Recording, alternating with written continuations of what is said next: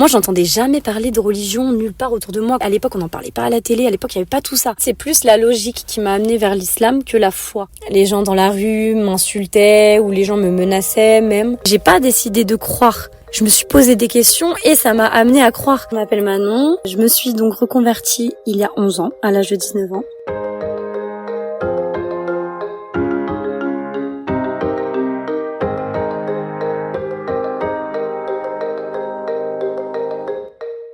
Parmi les grandes religions, l'islam est la deuxième la plus pratiquée au monde. Fondé au 7e siècle, il repose sur la croyance en un Dieu unique, Allah, et s'appuie sur le Coran, considéré comme sa révélation divine. L'islam compte aujourd'hui près de 2 milliards de fidèles dans le monde, et environ à 5 à 6 millions en France. Et chaque année, de nombreuses personnes s'y convertissent. Dans cet épisode, nous rencontrons Manon. Convertie à l'islam depuis 11 ans, elle nous raconte son parcours, les questionnements qui lui ont mené à cette foi, et comment elle vit aujourd'hui sa spiritualité.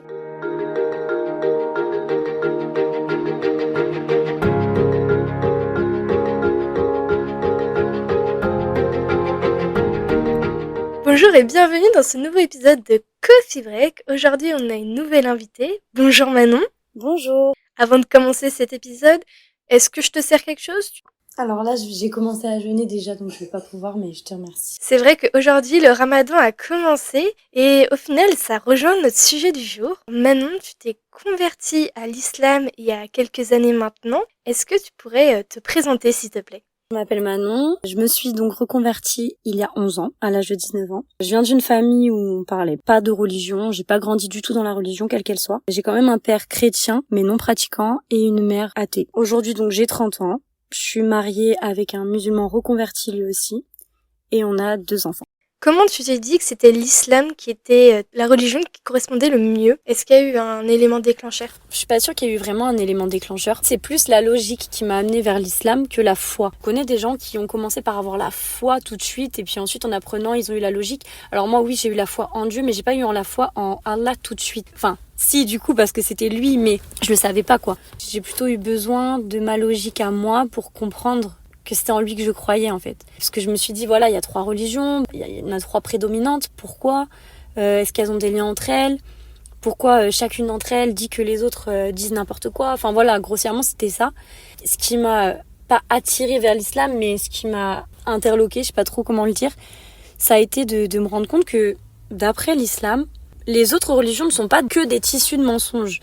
D'après l'islam, les 2 religions qui sont sorties avant, quand je dis sont sorties, c'est parce que dans ma tête c'était clairement le tome 1, le tome 2, le tome 3, tu vois.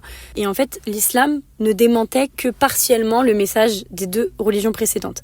Et ça m'a paru logique en fait. Je me suis dit, bah ouais, Dieu il a envoyé un premier message, il en a envoyé un autre, et il en a envoyé un troisième, qui est le dernier.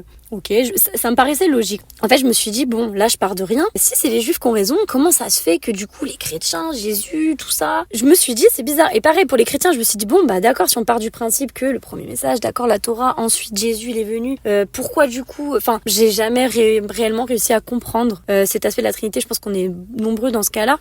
Même si je doute pas qu'il y a sûrement une explication qui est peut-être entendable pour certains, mais ça l'était pas pour moi. Et vraiment, ça a été quelque chose de logique dans ma tête. Je me suis dit, bon, d'accord, mais ça n'a évidemment pas suffi. C'est juste que ça éveillait un petit peu ma curiosité, je me demandais. Mais à l'époque, vraiment, je connaissais pas de musulmans, je connaissais pas de juifs, et je connaissais pas de chrétiens pratiquants. Je savais pas trop à qui poser mes questions, et du coup, bah, c'est vrai que c'est resté très secret pendant longtemps. T'as parlé de d'autres religions avec ta métaphore de l'avant. Est-ce que tu as étudié plusieurs religions pour savoir vraiment laquelle te correspondait ? Je pourrais pas dire que j'ai étudié la religion, mais j'ai quand même cherché, j'ai quand même lu, j'ai quand même regardé pas mal de vidéos, des débats interreligieux, etc. Je cherchais quelque chose qui allait me convaincre, quelque chose qui allait apaiser mon cœur, quelque chose qui allait me paraître logique. Et c'est exactement ce que j'ai trouvé. Je m'en souviens encore, à chaque fois que je lisais, j'étais de plus en plus convaincue. Ça me paraissait logique, ça me paraissait mais incroyable.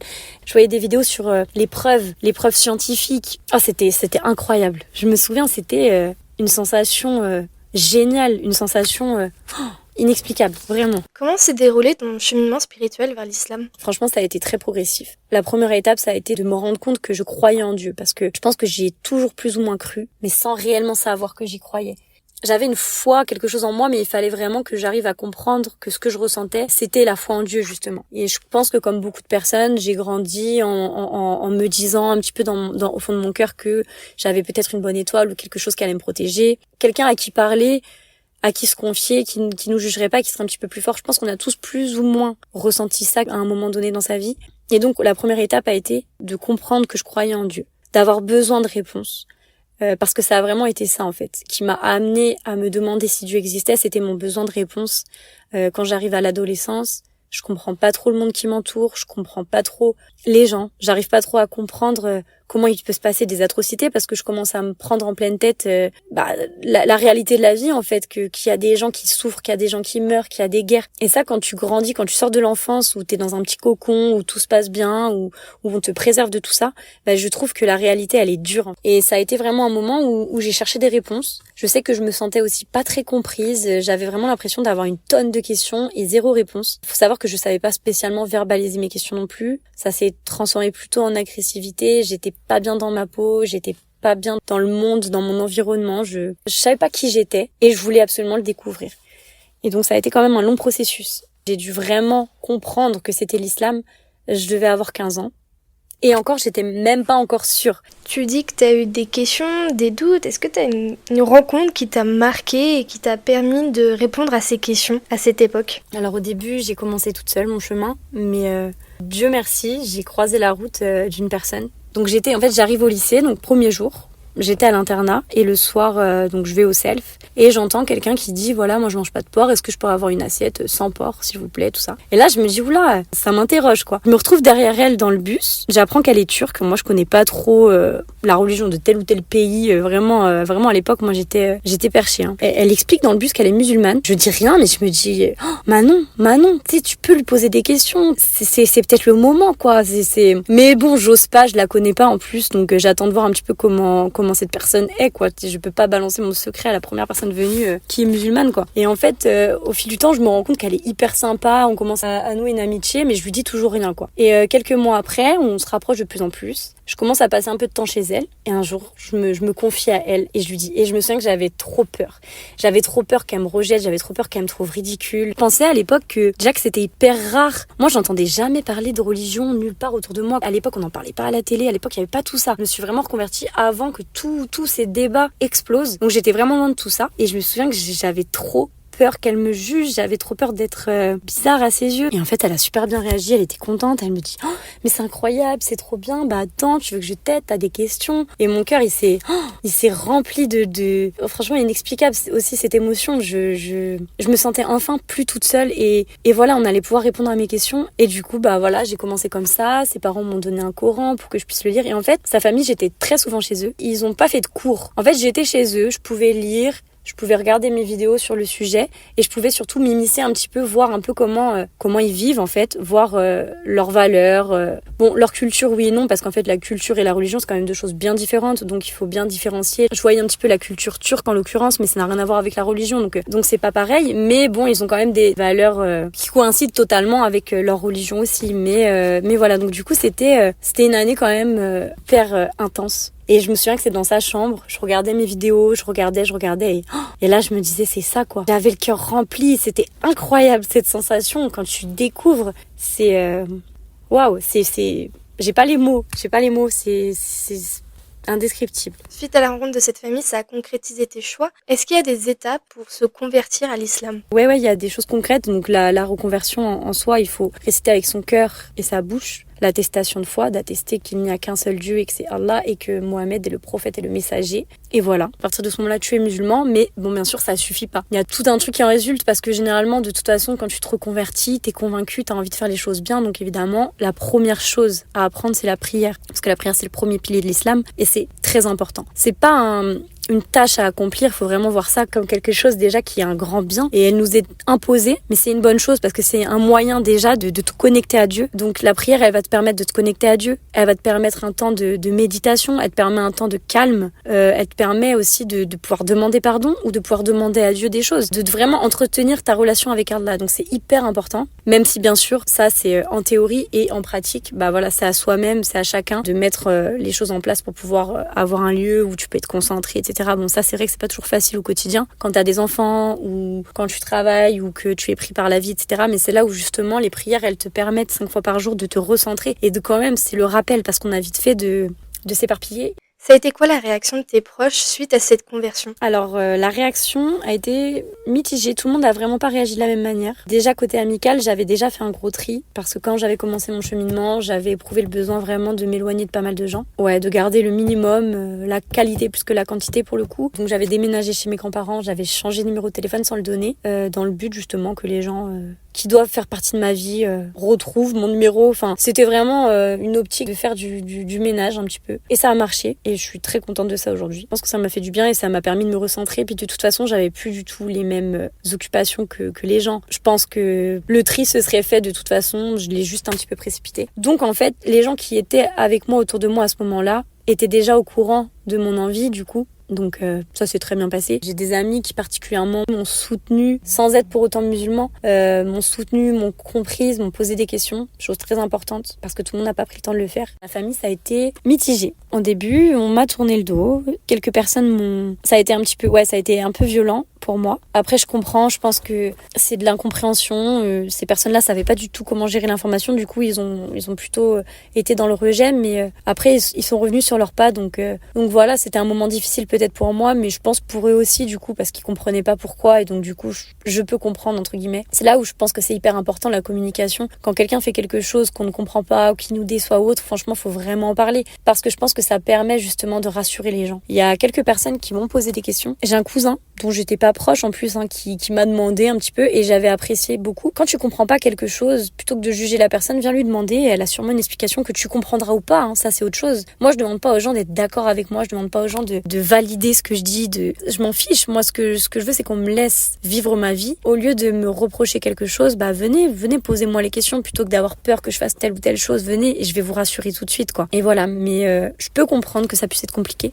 Après, j'ai aussi eu la chance d'avoir des gens qui m'ont soutenue dès le départ, quoi. Des personnes qui m'ont particulièrement soutenue, ma mère, ma sœur, des cousins et des cousines qui ont été là et qui sont encore là aujourd'hui. Et je me souviens aussi de choses qui m'ont beaucoup, beaucoup touchée. J'ai une cousine qui est chrétienne très pratiquante et qui, au repas de famille, faisait toujours attention à venir me trouver où j'étais pour m'amener les petits fours qui n'avaient pas de viande ou pas de porc, pour être sûre que j'en ai, vu que je ne pouvais manger que cela. Et ça me touchait vraiment, c'était incroyable. Ça venait de la personne c'était pas étonnant en fait, parce que du coup, elle aussi, elle croyait en Dieu, elle sait ce que c'est que de croire en Dieu, et même si au final, on n'a pas la même religion, on sait qu'on croit en Dieu toutes les deux, et ça m'a toujours énormément touchée.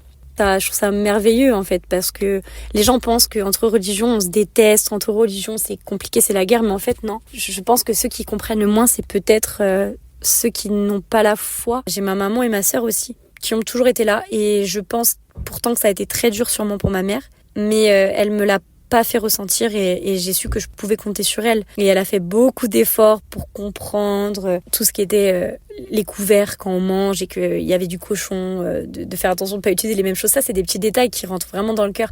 Elle a toujours beaucoup soutenu, malgré que je suis pas sûre que ça soit quelque chose qui les comblé de bonheur. Mais en tout cas, aujourd'hui, tout le monde accepte. Je ressens pas cette différence et en tout cas, aujourd'hui, tout le monde respecte cette partie de ma vie. Tu as dit que certains t'avaient tourné le dos. Est-ce que c'est dû à des préjugés? Est-ce que tu as déjà fait face à des préjugés, même dans la vie au quotidien?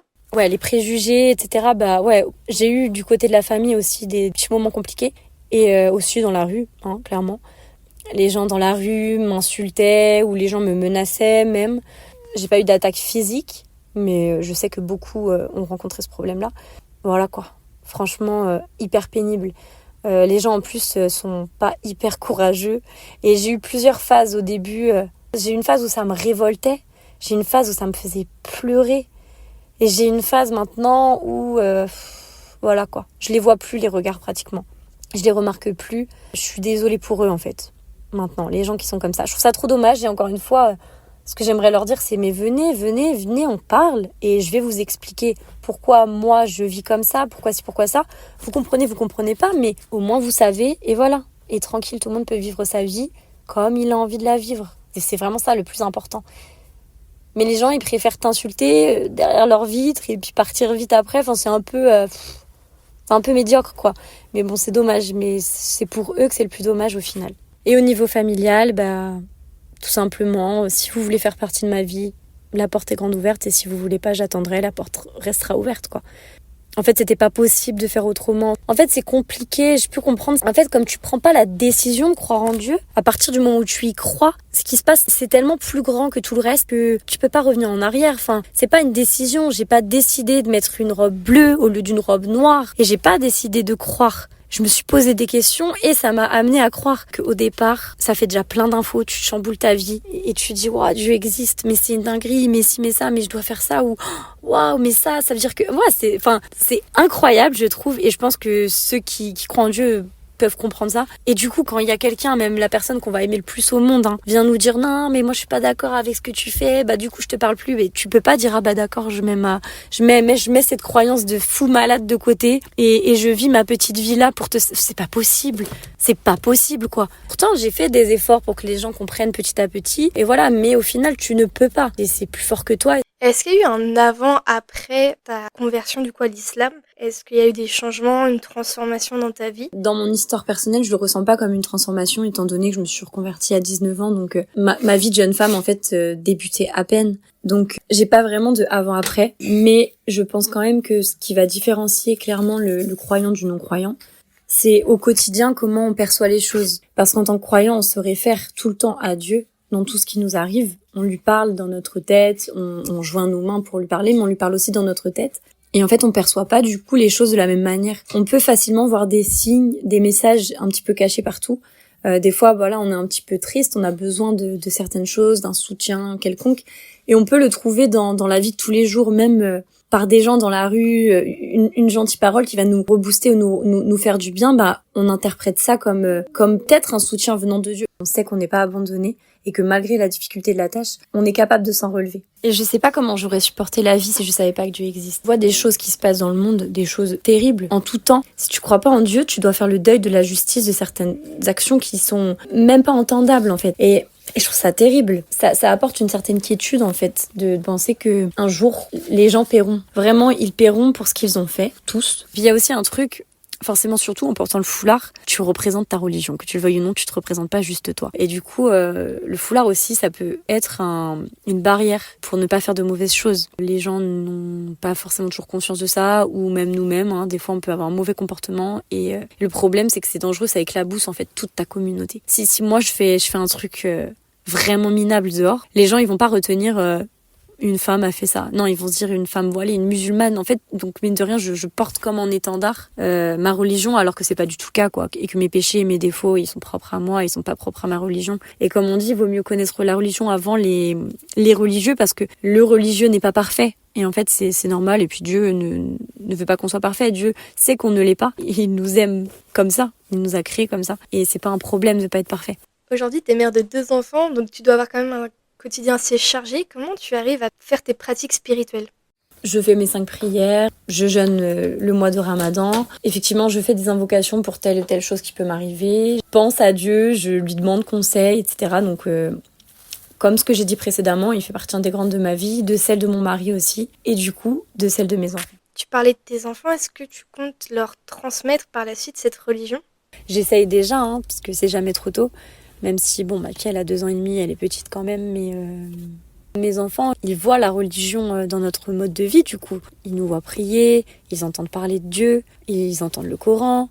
Voilà, tu vois, par exemple, quand mes enfants se font mal, ou quand nous, on a mal, il y a des choses à dire, tu vois, il y a des invocations à faire, tu demandes à Dieu la protection, tu demandes à Dieu la guérison, etc. Donc en fait, au quotidien, nos enfants, ils nous entendent parler à Dieu, parler de Dieu, faire telle invocation. Et donc en fait, qu'on le veuille ou non, notre mode de vie, il leur apprend...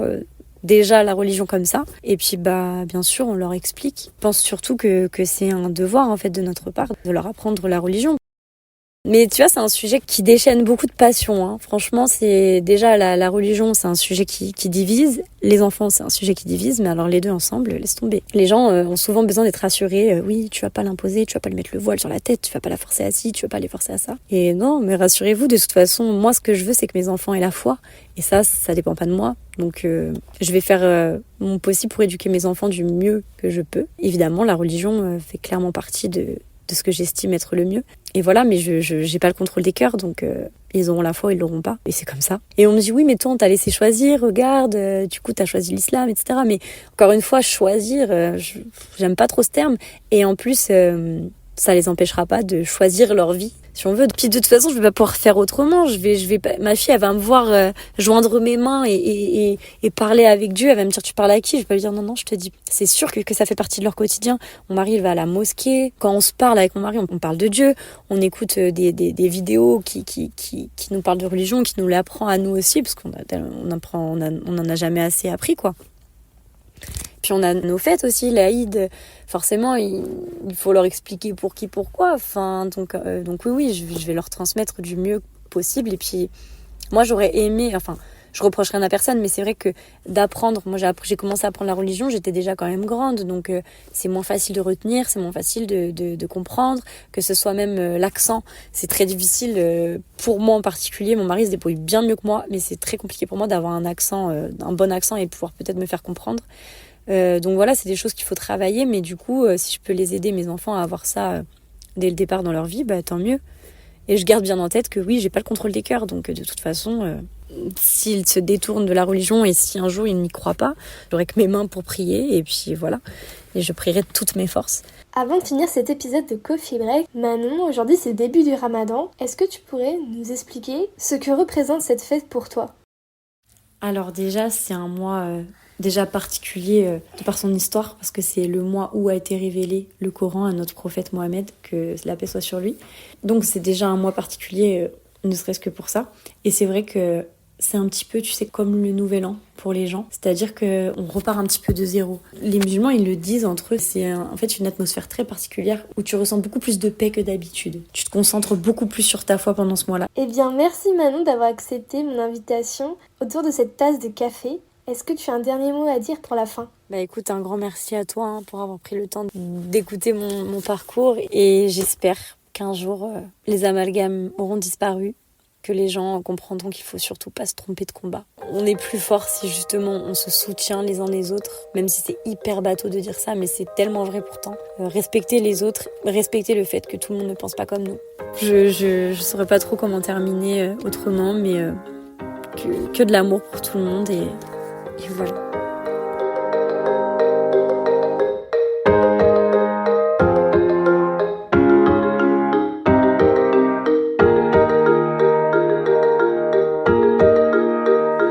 Et voilà, c'est déjà la fin de cet épisode de Coffee Break. Merci d'avoir partagé cette pause avec nous. Si ça t'a plu, n'oublie pas de t'abonner, de laisser un petit avis et de partager autour de toi. On se retrouve très vite pour un nouvel épisode, toujours sans filtre et sans prise de tête.